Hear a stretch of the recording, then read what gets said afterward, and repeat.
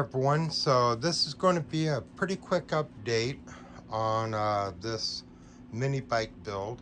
All right, so I got the motor mounted in and all that. I did take out that little cover that I had on there and put back on the pull start. So I got that done. Got a bit here and there done on it. Still haven't done the axle, no. I did all the wiring. So what I want to do is set you guys up and go ahead and push that green button. Of course, I have the battery, which is right here. Now, as you can see, this is just an RC car battery. Let's see, show you guys here.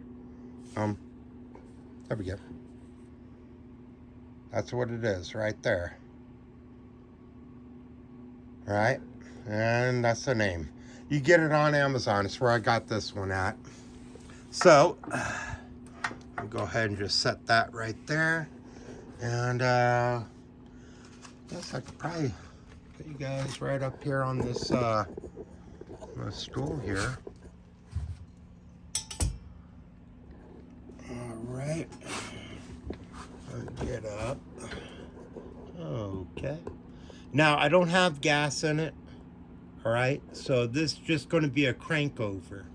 It ain't going to be a start up. It's just to crank it over, make sure everything's good to go. Let me go ahead and get this here plugged in. Okay. Make sure all that's good. I tightened up the wires. The bolts on the wires and all that. Okay, let's go ahead and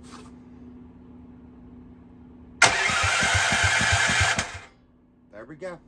So we're good to go there. Unplug that. So there we go. Well, at least I know that it still turns over. So there's a big plus and a half. I was working on bleeding the brakes here. I'm just going to get a brake bleed kit because this one line back brake, it's really long. It's about 86 inches, so it's really long. So I'm going to get myself a brake bleed kit and do it like that. I figured because I've been working on this for a little bit and I know that there's some easy ways of doing it. I've been told some easy ways of doing it. But the fact of the matter is that most people ain't working with a super long brake line. So, so anyhow, guys, thanks for watching. I appreciate it. Like, subscribe, leave a comment. And I'll be talking to you guys really soon.